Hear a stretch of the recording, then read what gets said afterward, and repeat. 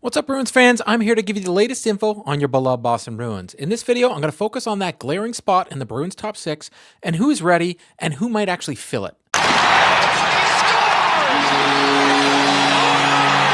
I want to thank you all for clicking on this video, but 92% of you that watch my videos are not subscribed. If you click that like button and subscribe button, it would let YouTube know that you like my videos, and it would help me a lot. If you're already subscribed, thank you very much. When it comes to the spot on the second line right wing, we have a couple of options. Those options are Lysell, Merkulov, and Duran. The reason I picked those three players is because Don Sweeney himself has already said that's who he thinks will get the spot. On July 1st, Sweeney was quoted as saying, "I would say that Merkulov and Lysell or Duran keep going down the list. Just pin your ears back, train your ass off this summer. If you're the best player, then we find a way to get you in the lineup. You have to sustain it as you're going along." I know this is not the answer a lot of people are looking for and are hoping the Bruins either make a signing or a trade. Before we jump into a deep dive on the three players mentioned above, let's look at those options I just mentioned. I've seen many people on socials stating that the Bruins should go out and sign a player or make a trade. The list of available players is dwindling, and the uncertainty with regards to cap still looms in Boston. Jeremy Swayman is not signed, and at this point, I know no one knows what the percentage of the remaining $8.6 million in cap space the team has will go to him, but they still have to understand that they don't have that much cap. This cap figure comes from Puckpedia because if you don't know, cap friendly is no more. Only thing I would say towards this figure is that currently they have Vinny Lettieri and Patrick Brown on the roster, and I think both players start the year in Providence. Their combined salary is about $1.5 million, so there's some tiny bit of wiggle room. If any of the three I spoke about before make the team, your wiggle room disappears though. Duran makes about $867,000, Lysell would make $863,000, and Merkulov would make $925,000 if he was playing in the NHL. So that $8.6 million number doesn't leave a lot of room. The list of guys available to sign have PTO written all over them, except for maybe Max Pacioretty, but even he seems like a PTO contract now. He's been plagued by injuries over the years,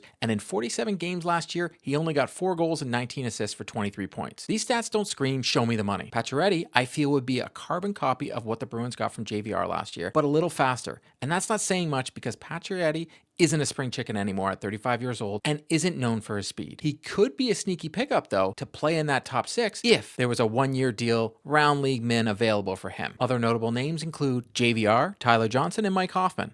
The last name I think the Bruins have absolutely no interest in. He has bounced around the league from team to team over his career despite the fact he can put the puck in the net. A lot of ice issues seem to follow him, and he doesn't seem like a good fit for the Bruins at all. The Bruins already have JVR last year, and he barely played down the stretch or in the playoffs after a decent start. So if anything, I think the Bruins would bring him back on a PTO, but he isn't fitting in the top six. Johnson, I think, is the best out of the bunch, but once again, been plagued by injuries, and his natural position is center, and I don't see where he fits in on this roster. You already have Lindholm, Coyle, and Poitras, and Johnson isn't what I would call a fourth line center who grinds out opposing teams. So Johnson is a pass as well. When you look at the rest of the free agents out there, nothing seems to be what the Bruins need. Let me know in the comments though if you think that I've missed any notable free agents that are still available. Now let's look at a trade. Natchez' name has been floated around leading up to the draft, but I highly doubt the trade is a remote possibility now because the Bruins would need to re-sign him, and they don't have the cap space to sign him. What would they even offer is the other question, because as much as we Bruins fans think the Bruins have some players in the prospect pool, the rest of the league might not feel the same way about them. If they did give up on a prospect to bring him in, you're talking Poitras, Lysell, or Lohrei, and that's your future. Carolina is looking for roster players to replace Natchez and not futures, so this trade doesn't make a lot of sense anymore because the Bruins don't really have assets or the cap space. Mind you, once the Carolina Hurricanes sign Jarvis, they might not have any cap space, so might take prospects, so maybe leave him on the list. This is a tough one because we know he's friends with Pasta and he would be awesome in a Bruins jersey. What else is out there is anyone's guess. It's been very quiet out there with regards to news or any activity. Most teams have made their signings and are already looking at training camp to see what they have before they make any more moves. The only other name I've seen that is available to be moved is Evander Kane in Edmonton, and his off-ice issues and public disagreements with players makes me think the Bruins wouldn't even pick up the phone for him unless Edmonton was willing to dump him for nothing. Kane is in year 3 of his $5.1 million cap hit that has 1 year remaining, and it's rumored he will start the season on LTIR. He 100% plays the Bruins style of hockey and is a top 6 player, but plays left wing, and the Bruins are looking for someone on the right side. I just don't see the fit at all, and I wouldn't give up any future to get him. If you can think of some other player we know that are available that would fit in the Bruins in the top 6, let me know in the comments. Now let's take a look at the guys that Sweeney mentioned previously, starting with Duran, who I think is the biggest long shot to make the club. Coming out of development camp, he was all the buzz, but that was against majority non-NHL players besides Patra. I'm all for hyping up Duran, but I need to see him at training camp with the big boys. Development camp hype happens every year, but we need to see it translate to training camp first. Duran is 22 and only played the end of the season in Providence, scoring 2 goals and getting 2 assists in 11 games. I project Duran to be a bottom 6 player for the Bruins in the future, but I have my doubts he makes the club this year, as he's only turned pro last year. Providence Bruins coach was impressed by him last year, and he thinks that he adjusted a lot quicker than most to the pro game and was impressed by his confidence. I think Duran is a huge long shot to make this roster, but having a coach instill this much confidence in you can't be anything but a good thing for his development. I think a full year in Providence would do him the world of wonders